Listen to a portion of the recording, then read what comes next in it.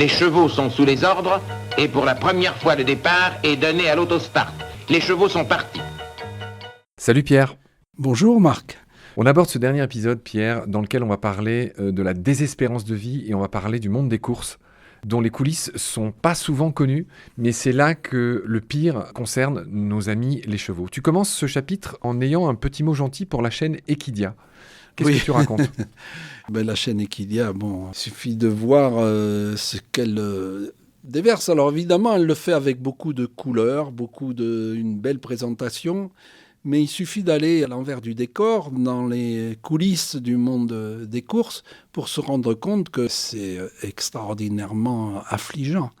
Pour être tout à fait précis, tu expliques au début de ce chapitre que dans le monde des courses, alors qu'on a établi avec toi que les chevaux avaient une espérance de vie d'au moins 40 ans, en tout cas c'est le cas des tiens, je répète que tu as 90 chevaux chez toi qui vivent depuis qu'ils sont nés sans fer et qui s'en portent le mieux du monde, eh bien tes chevaux c'est leur longévité. Or, dans le monde des courses, un foal, c'est-à-dire un poulain, est sevré à 6 mois, alors que dans le meilleur des cas, on l'avait vu avec toi qui sont sevrés, c'est variable, mais plutôt au bout d'1 an et demi, 2 ans. Eux, ils sont sevrés à 6 mois. Ils sont considérés comme vieux à 4 ans pour les galopeurs et 5 ans pour les trotteurs. Tu dis que, ça on l'avait déjà dit dans un épisode précédent, mais tu dis que la chaîne tendineuse, enfin les tendons d'un cheval, qui sont un peu sa machinerie de base pour pouvoir courir, galoper, etc., elle met 7 ans à devenir opérationnelle. Oui, elle est adulte à 7 ans en fait. Elle se termine à l'âge de 7 ans. Donc c'est pas compatible. Eh bien non, tu fais courir des bébés. Donc effectivement, tu peux bien imaginer, surtout qu'en termes de l'alimentation, on peut dire aussi qu'ils sont suivis de près par la pharmacie des vétérinaires bienveillants du monde des courses. Donc les chevaux qui sont sur les champs de course, alors ça peut être très vivant comme ambiance, mais ça ne l'est pas pour les chevaux. Pierre, c'est un peu le moment de faire un rappel sur la société des chevaux, sur comment ils vivent. Les chevaux, ils vivent dans ce qu'on appelle des hardes, c'est-à-dire, on ne dit pas des troupeaux pour des chevaux. Oui, c'est des groupes en fait. Voilà, on dit une harde.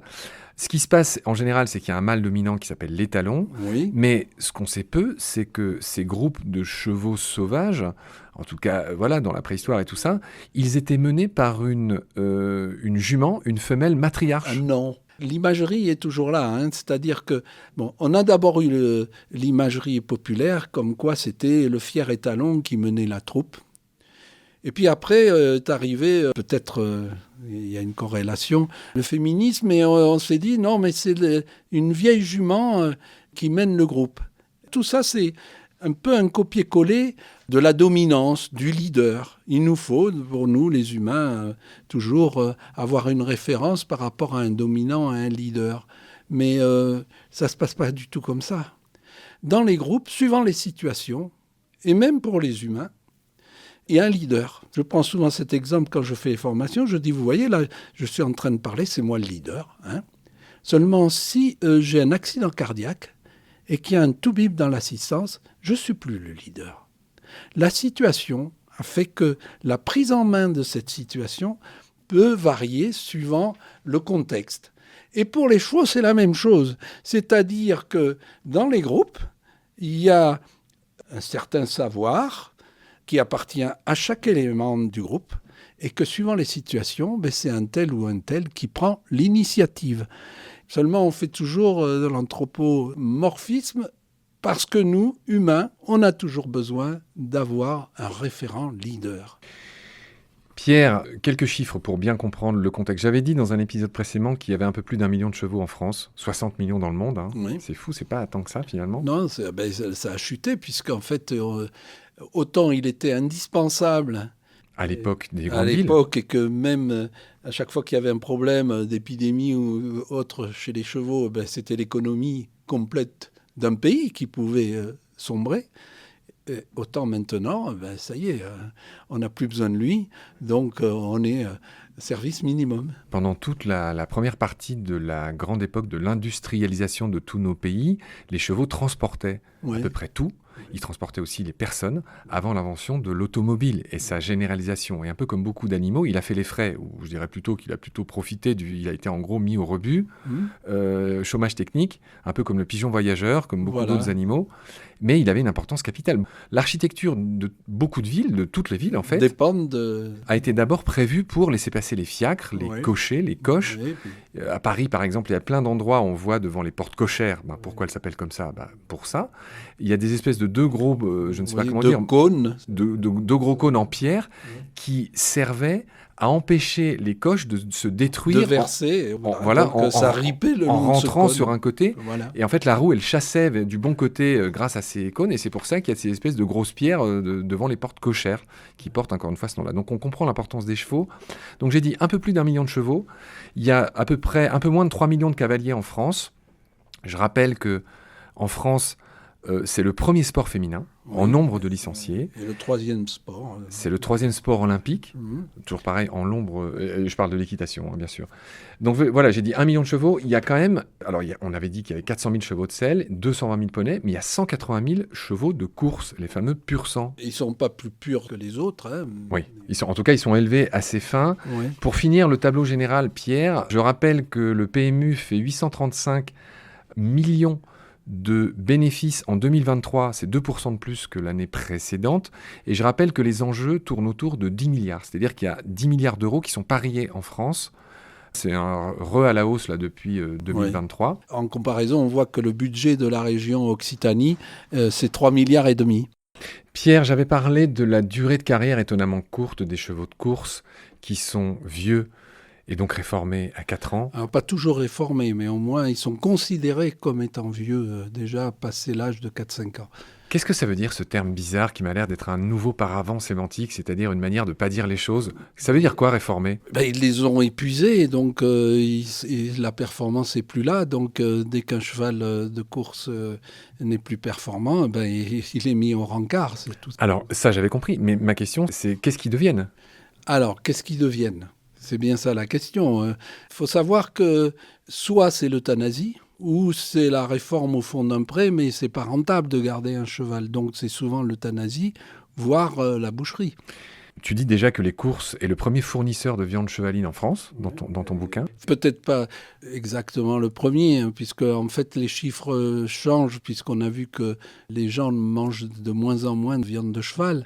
En tout cas, ce que tu dis, c'est que 80% des chevaux abattus ont moins de 10 ans et que 20% ont moins de 2 ans.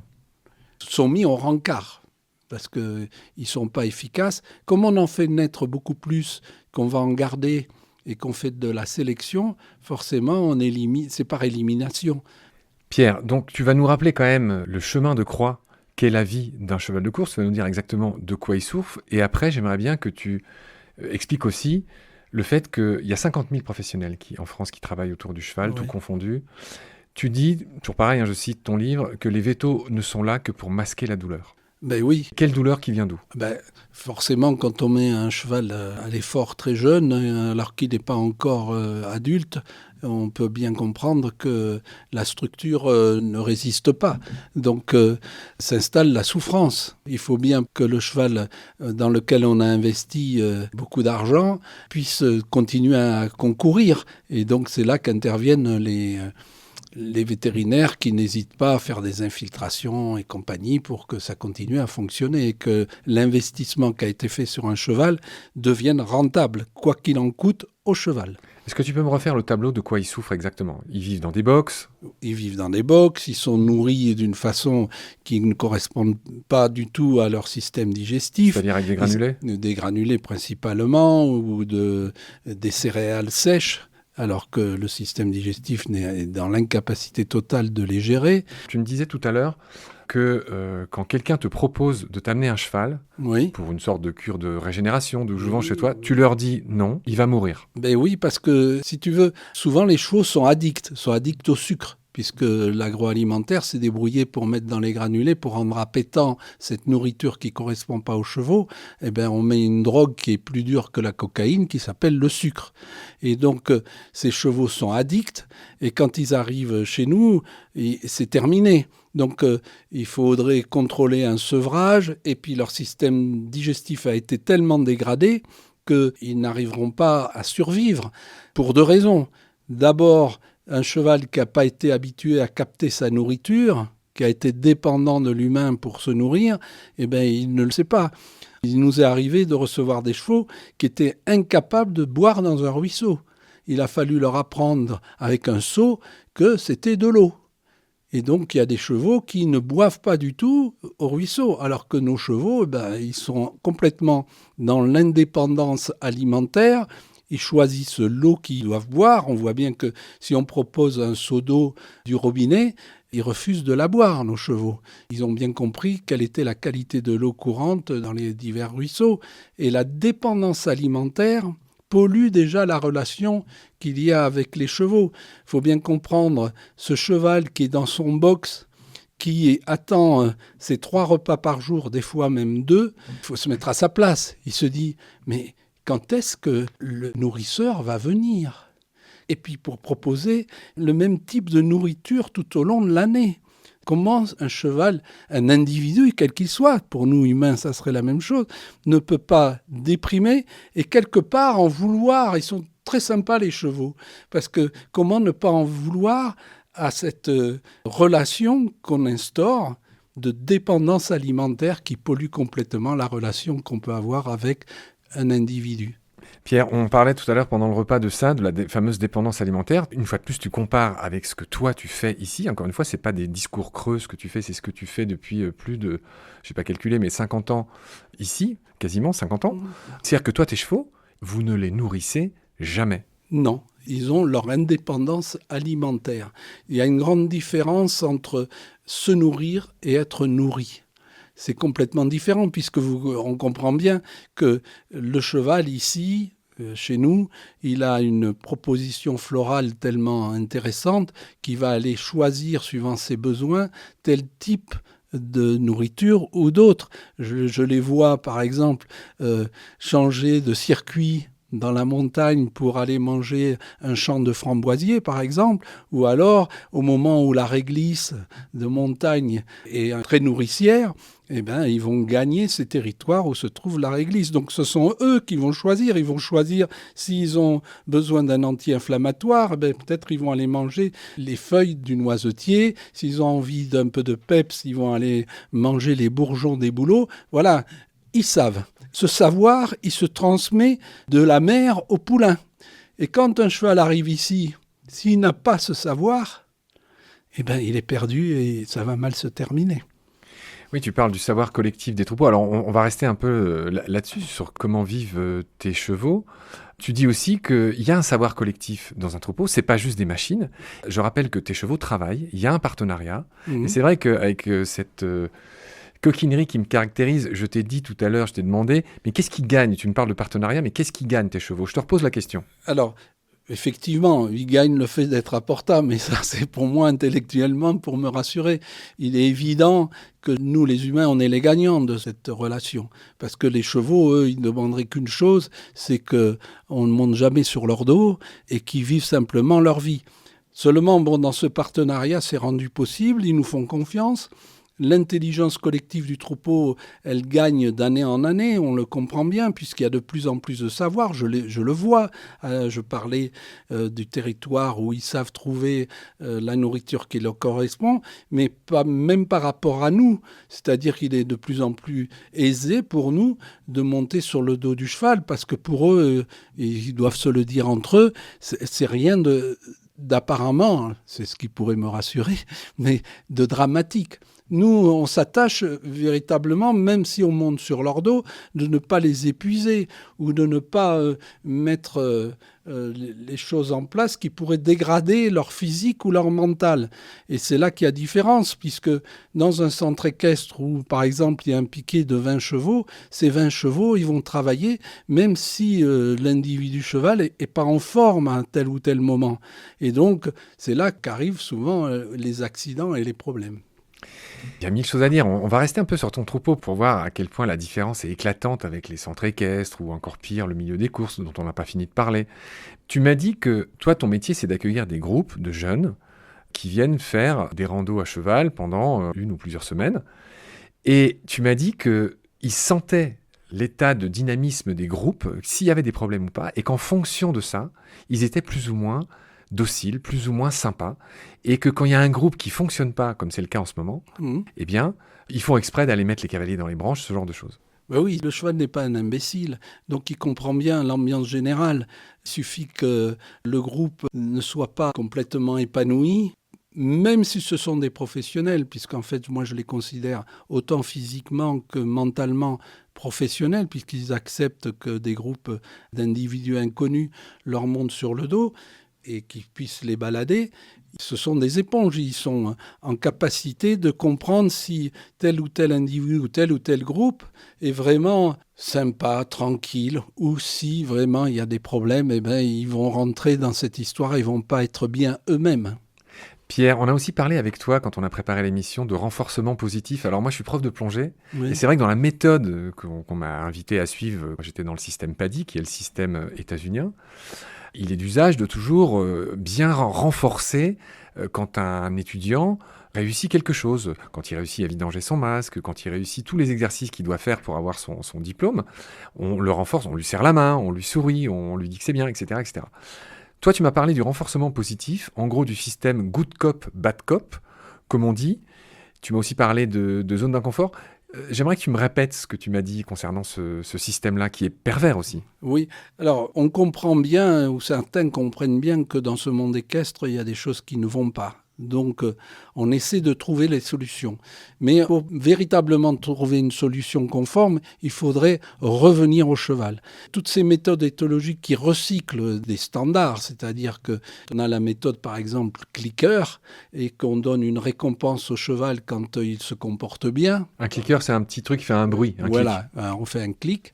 Et donc ça s'appelle Pavlov. C'est peut-être pas la peine de changer le nom. Quand on fait zone de confort ou zone d'inconfort, c'est good cop, bad cop. Donc à chaque fois, on place le cheval dans une zone d'inconfort, mais jamais le cavalier, jamais le propriétaire. Alors c'est toujours le cheval qui paye en fait toutes ces méthodes qui sont un peu, à mon sens, un peu perverses, parce que l'histoire de la récompense, elle ne me satisfait pas. Et j'ai vu des gens, par exemple, j'ai vu une jeune femme qui travaillait en spectacle avec un étalon et qui travaillait à coup de récompense. Sauf que l'étalon demandait la récompense de plus en plus tôt et en devenait agressif à la fin. On peut le comprendre. Je suis pour les cadeaux gratuits, mais je ne suis pas pour les récompenses. La récompense, ça veut dire, voilà, on va le faire un peu trivial, tu couches avec moi, je vais t'offrir une bague. Ça n'a pas de sens. On le comprend bien. Donc, tu es d'accord avec moi et tu fais exactement ce que je te demande et je vais te récompenser. Non. D'abord, la nourriture et les bonbons et autres ne doivent pas rentrer dans le cadre de la récompense puisque cette indépendance alimentaire garantit l'autonomie de l'individu et son épanouissement. Pierre, je voudrais qu'on revienne sur ce monde des courses. On n'avait pas complètement fini tout à l'heure. En gros, tu as établi qu'il y avait un peu moins de 20 000 naissances par an dans ce milieu des pur sang. On avait dit qu'en tout, il y avait 180 000 chevaux de course en France. Oui. Il y a 20 000 naissances par an. On imagine qu'il y en a 20 000 qui partent, qui meurent, qui sont réformés, on va le dire comme ça. Ce milieu des courses, les enjeux atteignent 10 milliards d'euros. Oui.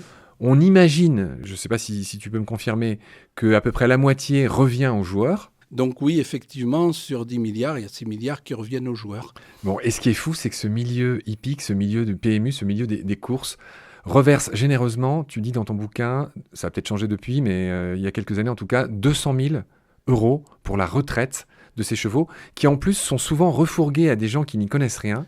Oui, et puis qui vont hériter de chevaux qui sont complètement détraqués. Donc, et qui ont été dopés d'une façon officielle sans passer les limites autorisées ou d'une façon masquée. Et donc, c'est le jackpot pour le vétérinaire, mais pas pour le propriétaire qui récupère ses chevaux. 200 000 €, tu as calculé que ça faisait 1,50 millième des gains pour s'occuper des plus chanceux.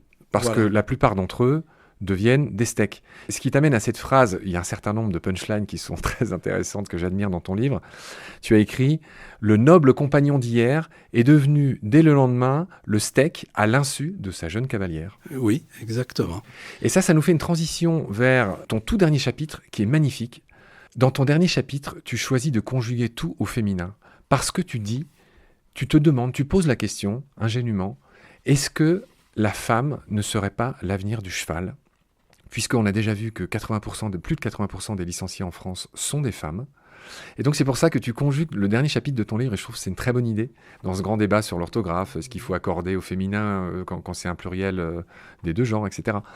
Et c'est vrai, moi dans d'autres épisodes de Baleine sous gravillon, on a vu que la cause des femmes était reliable souvent à la cause du vivant, de la biodiversité, Oui. et que les deux souffraient d'une certaine manière du patriarcat. Oui, et de toute façon, on constate qui sont les victimes de ce patriarcat, même à travers le monde, ce sont les enfants, les femmes et les animaux.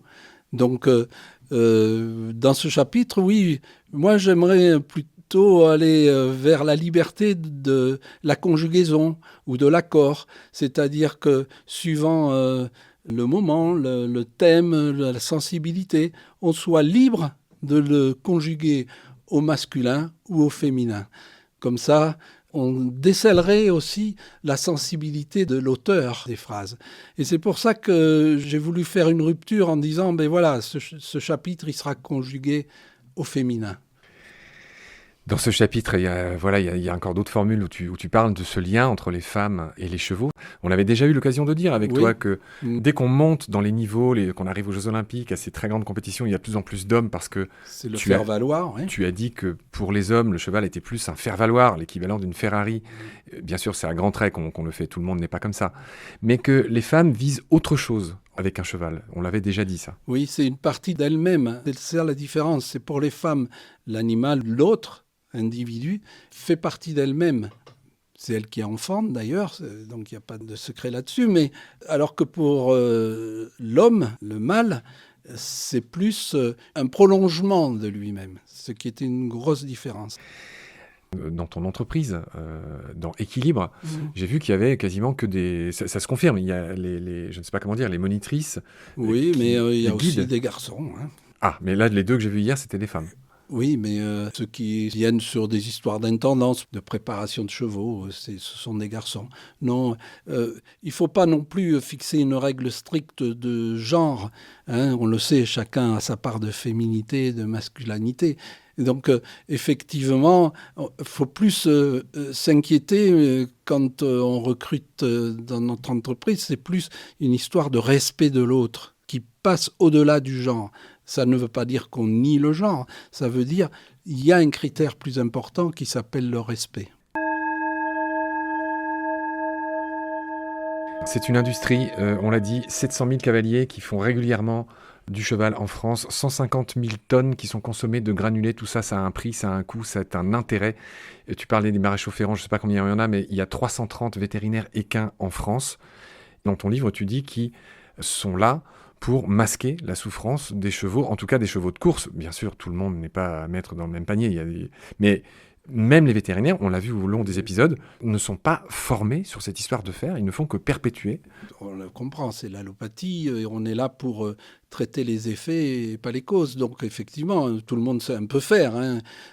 Faut savoir, dans le cursus du traitement du sabot, on a parlé du fer orthopédique, c'est tout un cheminement. Alors on met le fer, on a un problème, on le met à l'envers, on l'a vu, on déplace les zones de contrainte. Derrière, ça ne marche pas bien, donc on met des talonnettes, on redéplace la zone de confort. Et puis au bout d'un moment, on est surpris et on a l'attitude simple. Tu sais, c'est celui qui conduit sa voiture, le voyant rouge de la pression d'huile s'allume. Qu'est-ce qu'il fait ? Il enlève l'ampoule, il a réglé le problème. Mais on fait pareil avec les chevaux. On fait ce qu'on appelle des névrectomies, c'est-à-dire on va brûler les nerfs pour pas que le cheval ait l'information comme quoi il y a un désordre. Donc ça, c'est facile. Et puis comme on a fait tout ce parcours, on dit aux clients, voyez, nous, à chaque fois qu'on intervient, ça redémarre mieux. Oui, vous avez déplacé un petit peu le problème, mais il est toujours là, le problème. Et donc, à la fin, on dit, ben voilà, votre individu cheval, c'est lui qui résiste, c'est lui qui va pas bien. Et donc, on va l'euthanasier. À ce moment du propos, il est intéressant que je fasse un petit comparatif. Le docteur s'appelle Semmelweis, on est au XVIIIe siècle. Il y a vraiment une épidémie, on perd les mères et les bébés en couche. Et donc, l'Académie se réunit et dit quelle est cette épidémie, cherche. Et arrive ce Semmelweis qui leur dit mais vous savez quoi ? Il faut juste vous laver les mains. Et les autres sont choqués et étonnés et le virent de l'Académie.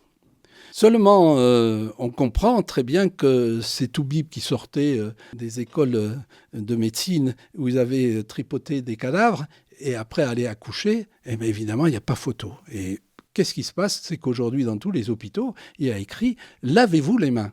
Alors, il a été réintégré. Après, il a terminé sa vie un peu fou, mais on voit très bien que ce n'est pas parce que la réponse est simple.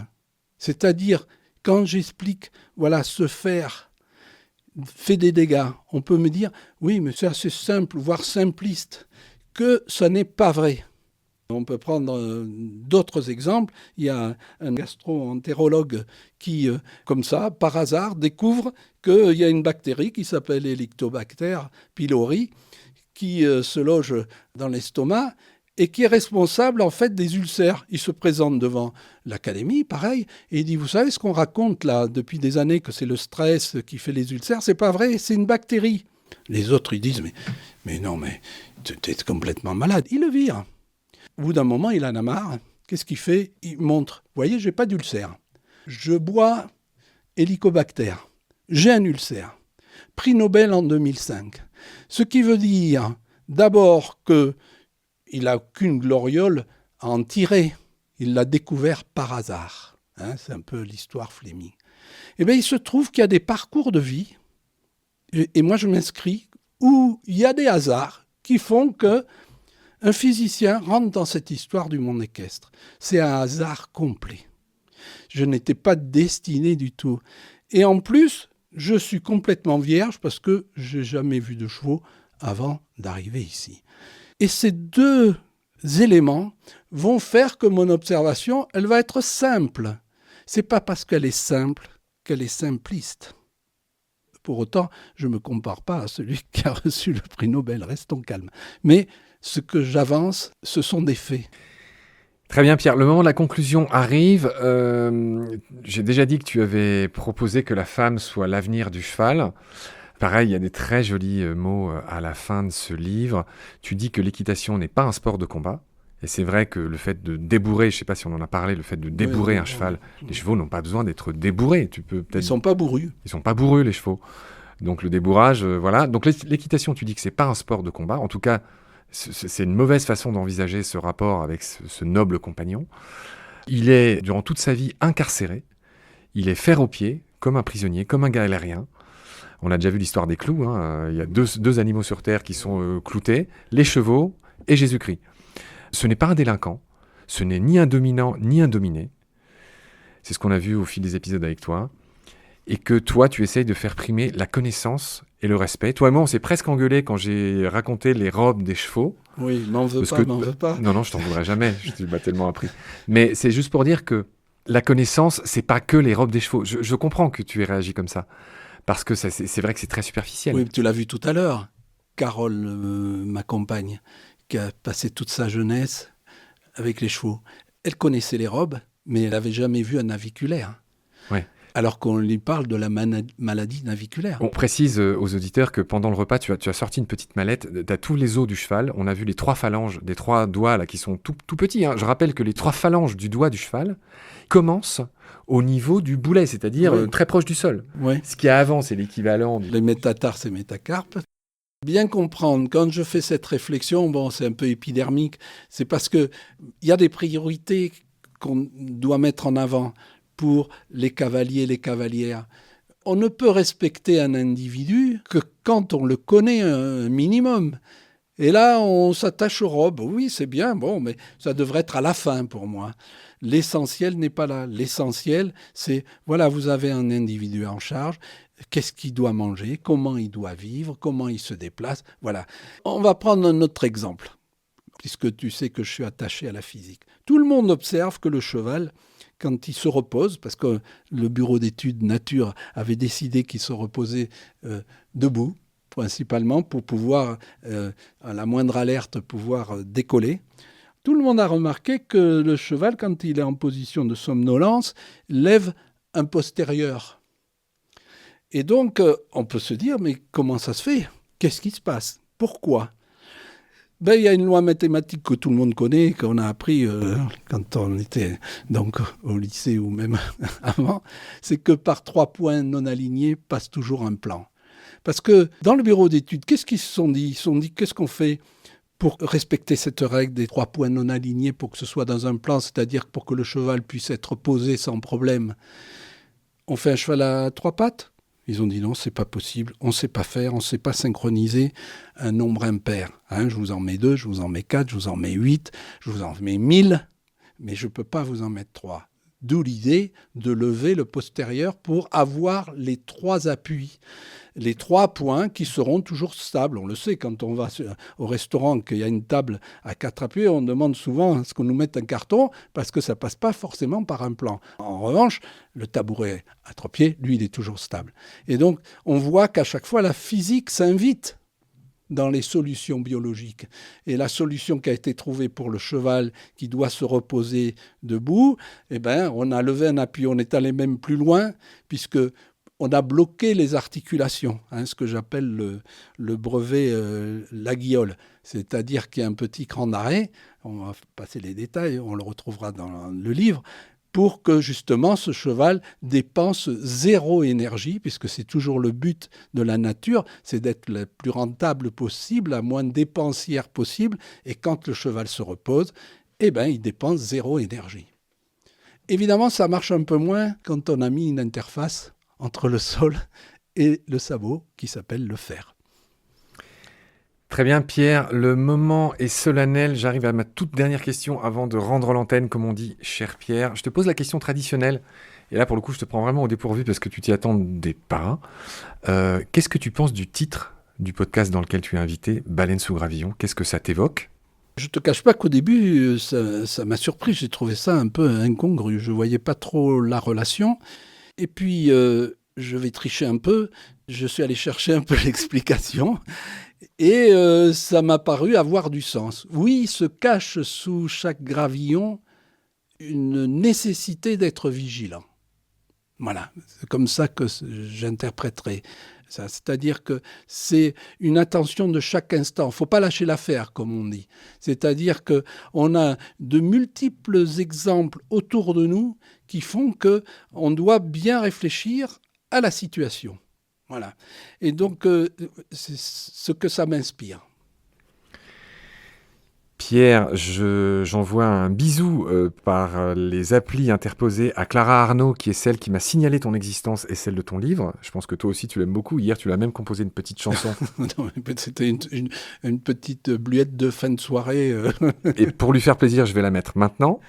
Salut ma petite Clara, car à cause de toi, nous revoilà tous les 3 sur cette soirée-là. Merci Clara. Et donc voilà, merci beaucoup Clara Arnaud, qui est l'auteur de « Et vous passerez comme des vents fous », ce roman qui a remporté tant de prix chez Actes Sud, là, en 2024. Je rappelle qu'elle habite pas loin de chez toi, à quelques vallées d'ici, dans les Pyrénées, là où nous sommes en ce moment en train de nous parler. Pierre, ça a été un marathon, cet enregistrement, il y avait beaucoup de choses à dire sur les chevaux. J'aime aussi demander à mes invités, s'il y a une question, je vais commencer par le négatif, s'il y a une question qu'on te pose tout le temps et qui t'agace, c'est laquelle ? Pour m'agacer, il faut en faire, déjà. Donc, spontanément...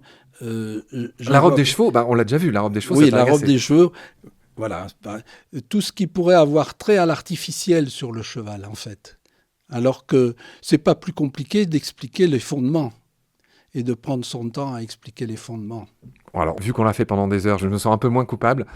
Pierre, l'autre question, c'est tout simplement, est-ce qu'il y a une question, Dieu sait qu'il y a peu de recoins qu'on a laissés inexplorés de ton bouquin, mais il y en a beaucoup, et je conseille aux auditeuristes de se procurer ton livre, comme moi je l'ai fait, parce qu'il y a encore 1000 choses. Là, ce qu'on a dit, c'est quand même très complet, mais il reste beaucoup de choses.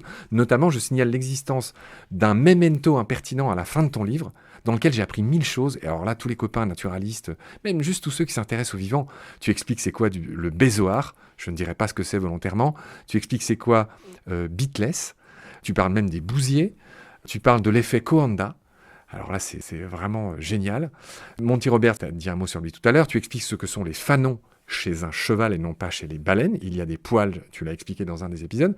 Et puis aussi, tu parles de ces grands noms, et notamment du fait qu'il y a un certain Clark, j'ai pas noté son prénom, qui, au 19e siècle, bien avant toi, avait dénoncé l'usage des fers. Donc, c'était juste pour dire que, je vois que tu fais oui de la tête, qu'il existe ce memento impertinent qui rend ton bouquin qui est absolument indispensable. Je recommande vraiment aux gens de l'avoir, de le lire. Juste une précision sur ce Brassy Clark, donc, parce que j'ai découvert un de ses écrits dans lequel il dit, et ça fait référence à ce qui se passe dans le monde équestre, particulièrement dans le ferrage, on peut demander à un maçon de poser brique après brique pour construire un mur sans que pour cela, il ait notion d'architecture. Ça nous renvoie donc aux maréchaux ferrants qui peuvent faire très bien leur travail de pose de fer sans avoir les bases de la locomotion équine.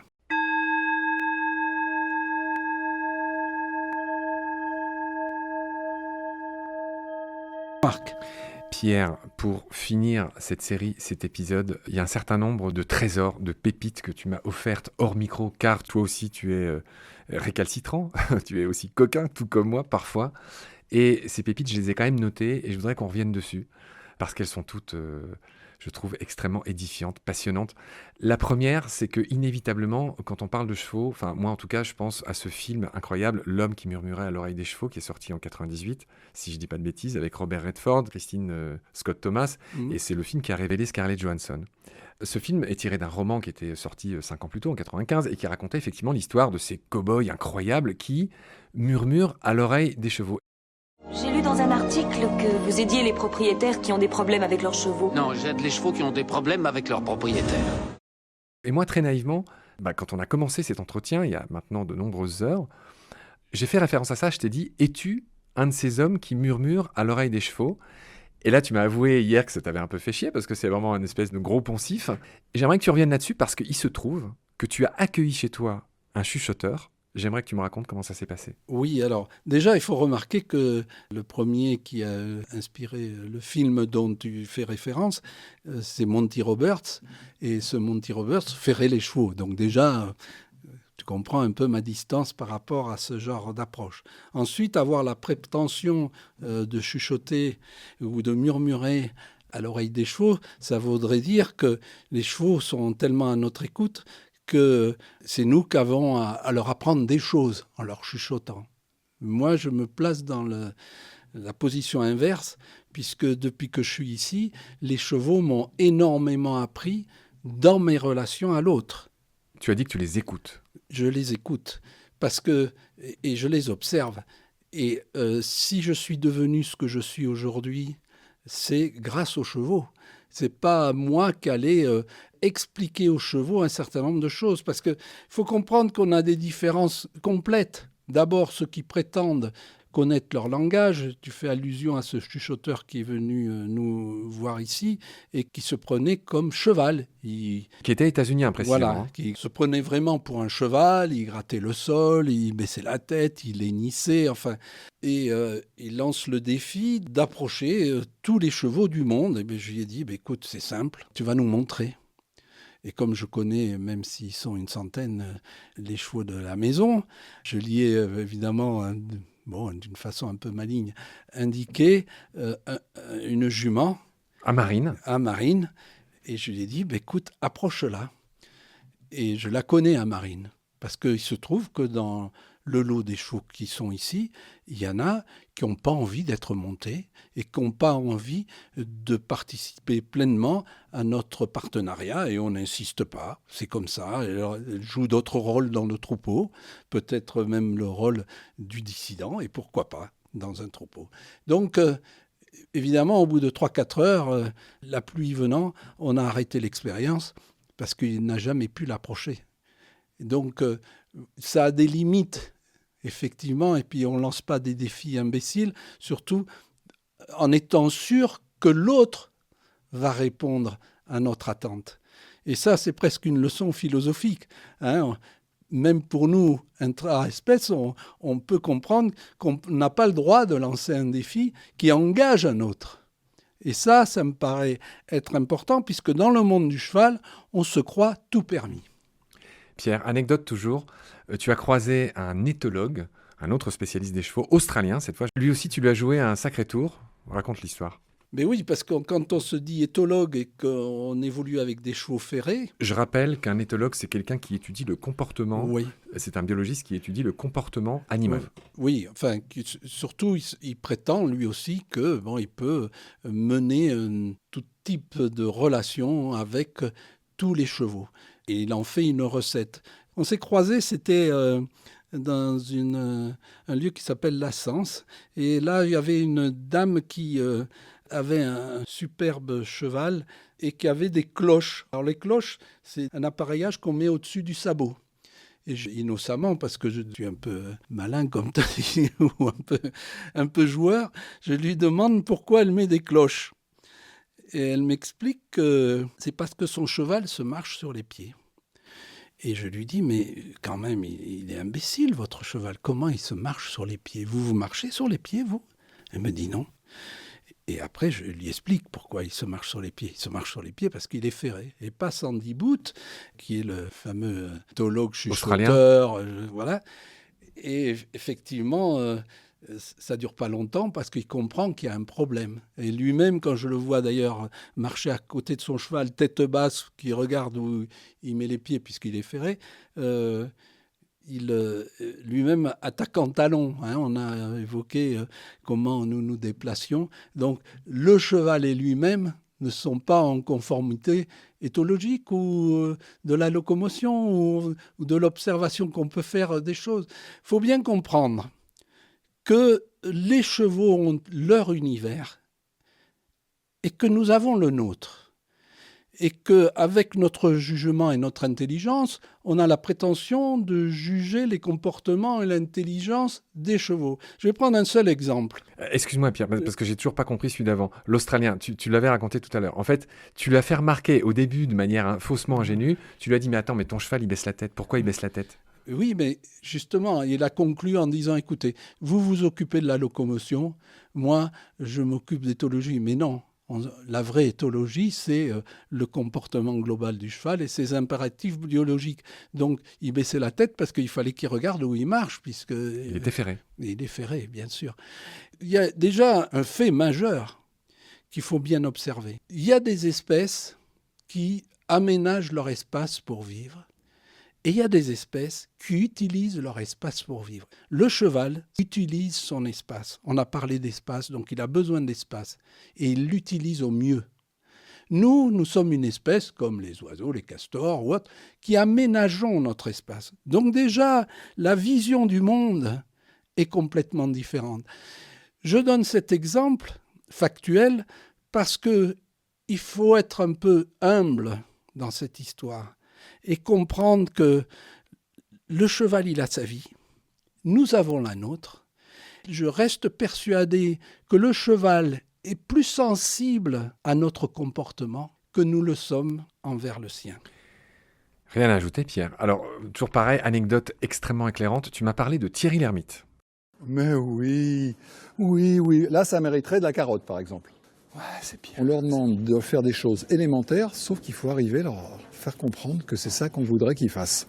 Comment on lui dit ? Alors, si on veut le pousser, on le pousse. Bon, ça ne s'appelle pas de la communication. C'est tellement pratique d'avoir un cheval qui comprend ce qu'on lui demande, résume Thierry Lhermitte. Et c'est tellement mieux d'obtenir son assentiment plutôt que sa soumission.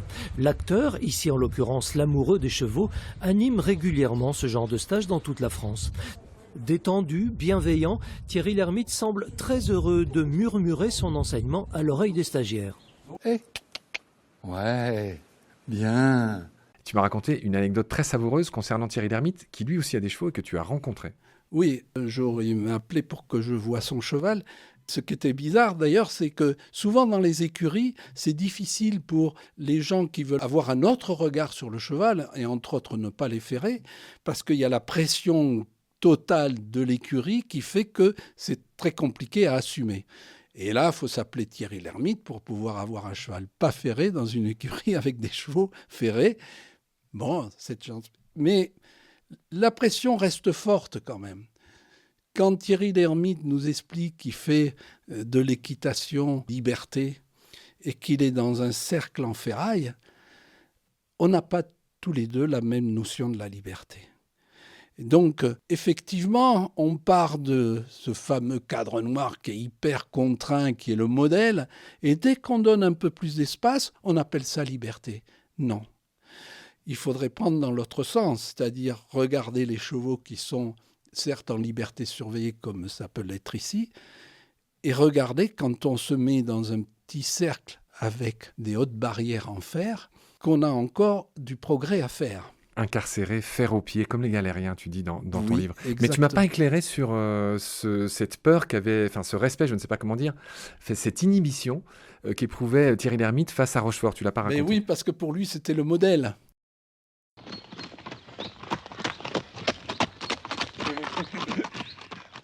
Ah bah on s'est vu déjà. Hein? Vous montez souvent?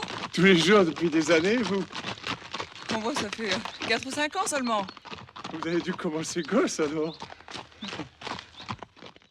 Et donc, à chaque fois qu'il me posait des questions par rapport aux morts, on a assez discuté sur ce sujet, et qu'il m'avançait les arguments, il me disait « Oui, mais Rochefort me dit si, je contrecarrais, mais c'était très compliqué. » Tu parles bien du mort, hein, c'est-à-dire ce Oui, bout du en mort ferraille qui est dans la bouche. Oui. Et donc, voilà, on est tous avec des convictions qui nous ont été formatées comme ça, imposées, et puis il suffit qu'il y ait un peu d'affectif derrière, on a du mal à se défaire. Pierre, tu m'as fait remarquer qu'il y avait de plus en plus de champions, enfin de plus en plus, il y en a au moins un. Il y a un cheval non ferré qui a gagné une épreuve importante d'une grande compétition. Oui, il y a plusieurs même. C'est Paillard, numéro 1 français, qui donc gagne les compétitions. Mais au niveau mondial, il est deuxième. Mais le premier, c'est un Suédois, il est premier. Et il n'a pas de fer. Donc, on va vers cette génération. Et là encore, on est souvent avec des chevaux qui ont été déferrés, donc qui ont été un peu abîmés à un moment donné. Mais quand vont arriver les nouveaux, puisque, par le Paillard, ces chevaux qui montent, eux ne seront jamais ferrés. Et ils vont être encore plus performants. Alors, on peut le comprendre. Qui saute l'obstacle? C'est bien le cheval. Même si on nous fait croire que c'est le cavalier qui donne la distance des foulées et tout ça. Non, c'est le cheval qui saute l'obstacle.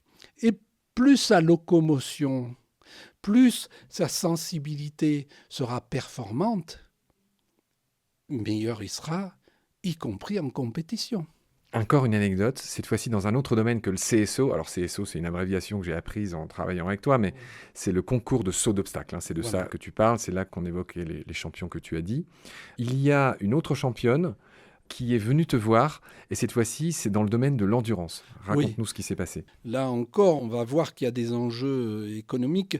Donc, elle nous amène 1 ou 2 chevaux, je ne me rappelle plus très bien, pour la rééducation justement au niveau de la locomotion. Et j'en profite lors de ces visites de lui faire monter nos chevaux. Et de son aveu même, elle tombe par terre. Pourquoi? Parce que ces chevaux qui sont ici, qui vivent en montagne, ils sont très à l'aise et ce sont des vrais athlètes. Elle comprend à ce moment-là que tout le côté artificiel, même si ça va jusqu'à l'Arabie Saoudite, ça reste artificiel. Et on ne peut pas avoir une performance maximale si on n'a pas des individus complètement épanouis et sereins et en capacité de vivre pleinement leur mouvement. Pierre, tu m'as dit dans nos grandes discussions qu'on a eues hors micro, tu m'as dit, on a mis, enfin, quand tu dis on, c'est surtout toi, on a mis le ver dans le fruit, avec cette histoire de dénoncer les fers, les morts, et aussi tout le reste. On a vu avec toi que vivre dans un box et bouffer des granulés, c'était pas l'idéal du tout.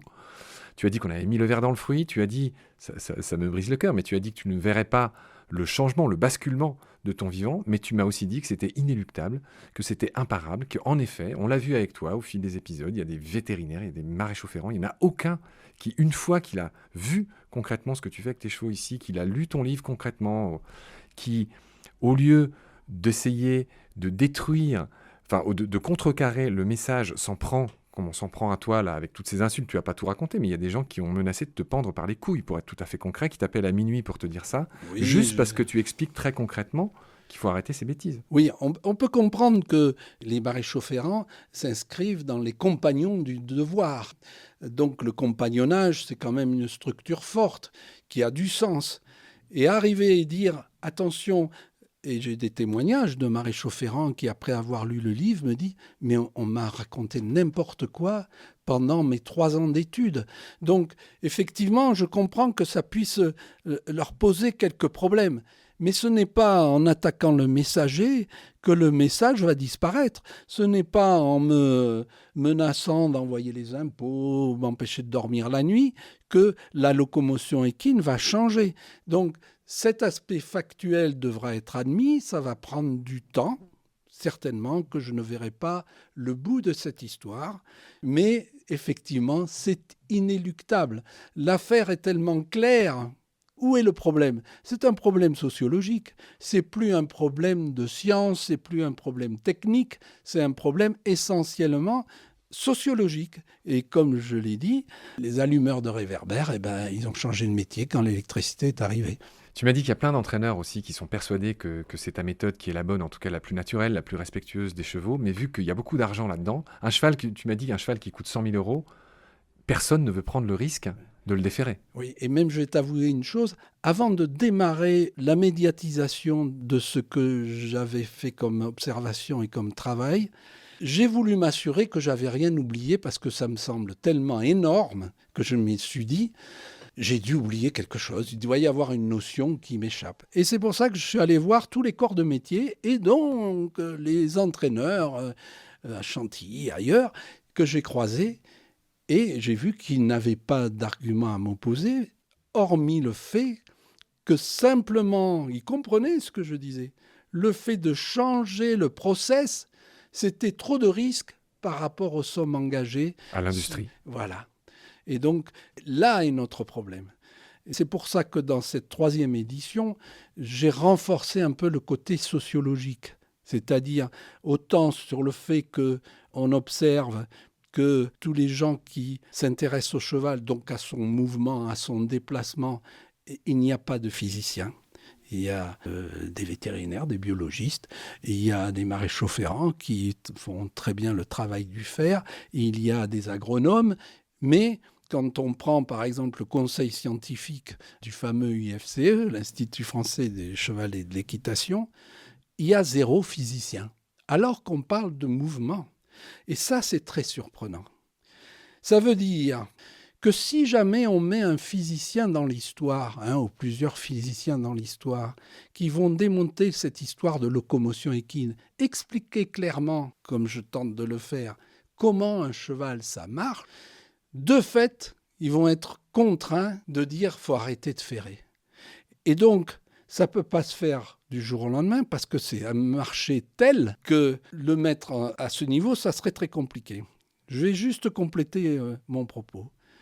Il y a 1 an ou 2, je crois, il y a une réunion justement qui s'appelle Equi-Meeting pour parler de la locomotion des chevaux, du ferrage, de protéger, soi-disant ou non, les sabots. Et il y a un appel à candidature pour la coordination des sujets qui vont être abordés au cours de cet Equi-Meeting. Et donc, je fais candidature en expliquant qu'il va falloir assurer la mutation, c'est-à-dire la contrôler plutôt que la subir. Ma candidature n'a pas été retenue.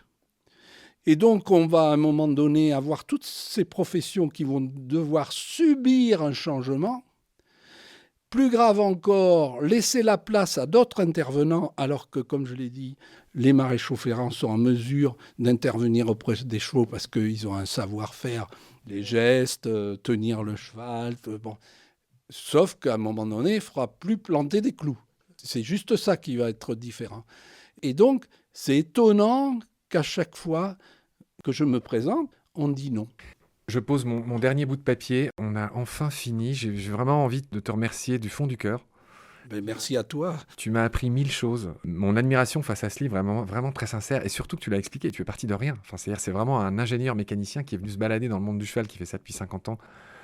Je te laisse le mot de la fin. Un grand merci du fond du cœur. Longue vie à Équilibre. J'espère que cette émission aura contribué à faire avancer cette cause. Accolade, cher Pierre. Ben, merci à toi pour ton invite et merci aux auditeurs qui ont eu la patience d'écouter mes propos. Et je dirais même merci aux auditrices. Oui, on peut dire, là, bravo. Je vais faire comme toi. Tu prends le point. On va finir au féminin comme tu l'as fait pour ton livre. Prends soin de toi, salut, à très vite. Allez, salut Marc. Les baleines, les cachalots et les dauphins auraient besoin d'une petite rengaine. Jacques s'entraîne à l'harmonica, cet air de paille touchée. Cette fredaine pour les indigènes et les acolos me ramène 30 ans plus tôt, quand Madeleine cirait son banjo. La Madeleine, elle a connu dans sa vie bien des rôles, frôler la tôle, braver la mort, vendu sa beauté, son corps à des porcs, triés sur le tas. C'est pour ça qu'elle envoie, quand elle danse, comme un lasso autour du soleil, un appel de l'enfance qui la rend de plus en plus belle. En 2 mots, le courage de vivre au large des écriteaux, sans héros, sans message, que celui de Jaco Pancho, juste une envie de rire.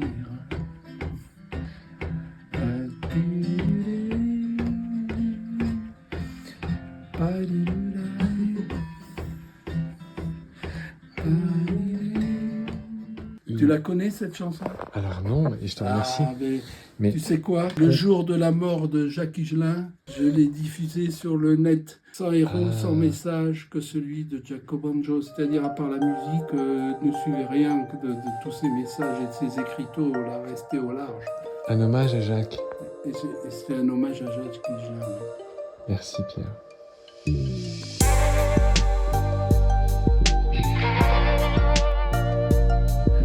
C'est la fin de cet épisode. Merci de nous avoir prêté tes oreilles. Maintenant, je m'adresse à ton cœur, car pour continuer, nous avons besoin d'un petit coup de main. 1. Pour commencer, tu peux partager nos liens à tes proches. 2. Très utile aussi, tu peux laisser des étoiles et surtout un avis sur Apple Podcast et sur Spotify. 3. Encore mieux, tu peux aussi faire un don ponctuel ou mensuel sur Helloasso ou sur Tipeee. Si tu aimes nos contenus, je te recommande mes 2 livres, En finir avec les idées fausses sur le monde vivant, aux éditions de l'Atelier, et Nomen, les origines des noms des espèces, aux éditions Ulmer. Et aussi un super jeu de cartes, Terra Animalia, pour apprendre sur les animaux et les plantes tout en jouant. Et on fait bien sûr un gros clin d'œil aux profs, aux parents et à tous ceux qui racontent ou enseignent le vivant. Tous les liens utiles et notre email de contact pour des stages, des formations, des animations ou des conférences sont indiqués dans la notice de cet épisode. Grand merci pour ton soutien, à bientôt, et d'ici là, prends soin de toi et de ce qu'il y a autour de nous.